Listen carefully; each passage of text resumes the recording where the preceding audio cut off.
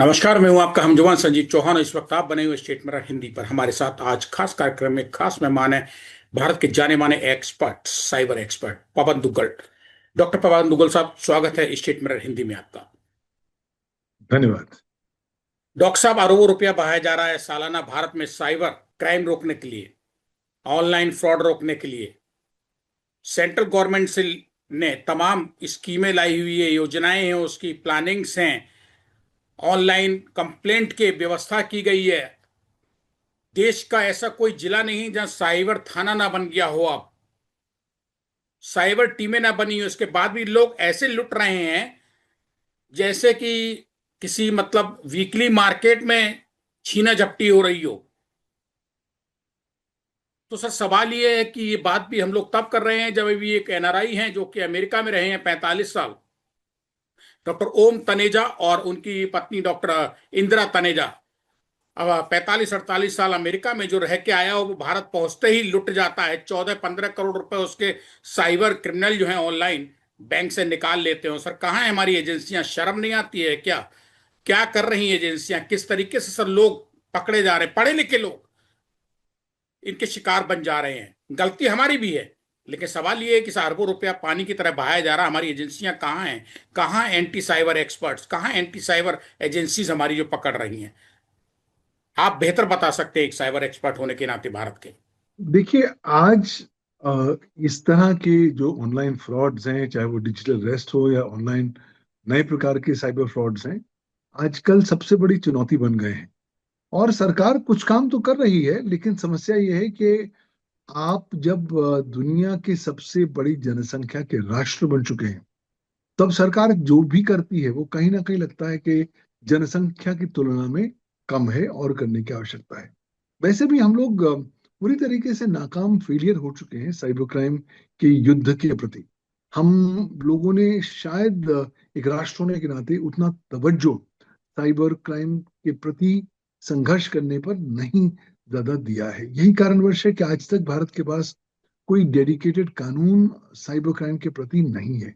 और जब से तो डिजिटल अरेस्ट आया है, तब से तो हम कोई डायरेक्ट प्रोविजन ही नहीं है जिसके माध्यम से आप लोगों की ठगी को रोक सकते हैं।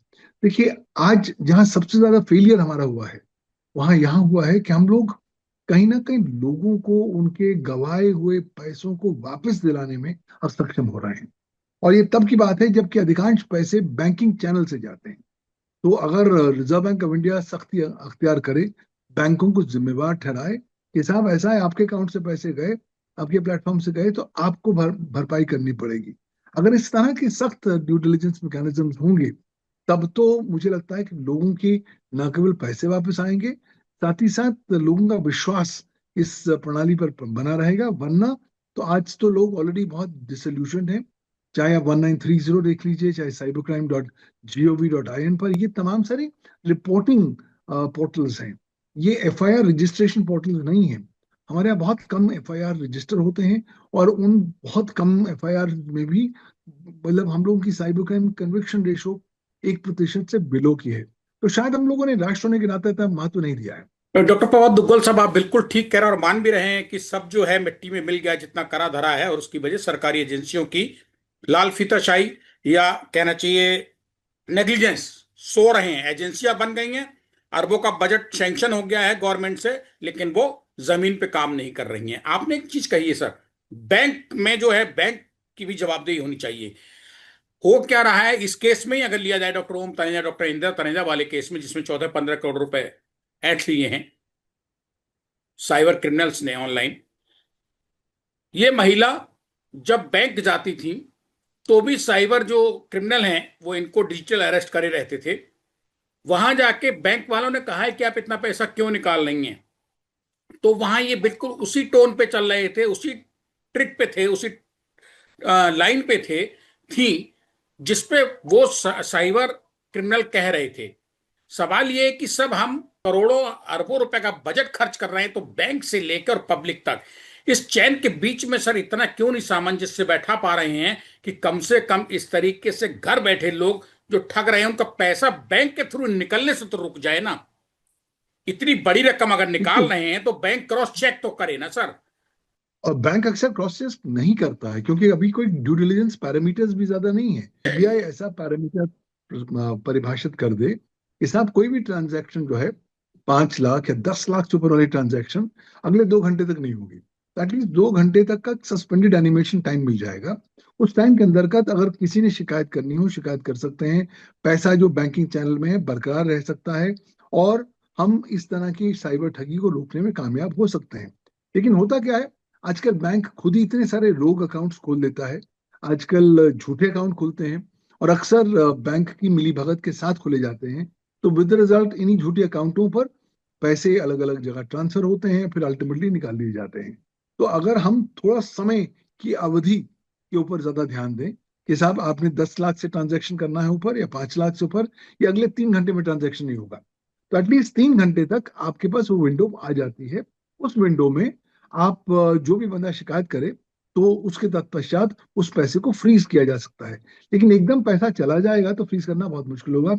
वैसे भी अल्टीमेटली पैसा तो बैंक के अकाउंट से जा रहा है ना, तो बैंक वहां सो क्यों रहा है, अपनी धुनी लगा के क्यों बैठा हुआ है? बैंक ने क्या ड्यू डिलिजेंस किया है?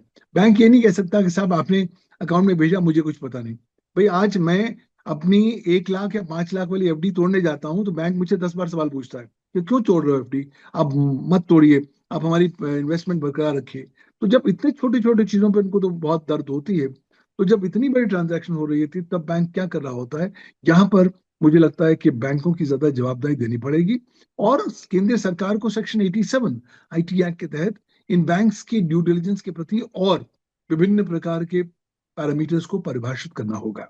शुक्रिया डॉक्टर पवन दुग्गल साहब। सीधे सीधे बैंक और अपनी एजेंसियां जब तक सख्त नहीं होंगी, बैंकों की जवाबदेही तय नहीं होगी, बैंकों को ही नहीं पता लगेगा कि इस तरीके की ऑनलाइन साइबर चीटिंग में वो भी जिम्मेदार ठहराए जाएंगे, तब तक सब कुछ मिट्टी में मिला हुआ मानिए। योजनाएं कागज पे हैं, धरातल पे नहीं।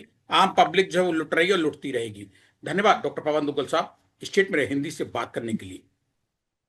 नमस्कार, थैंक यू।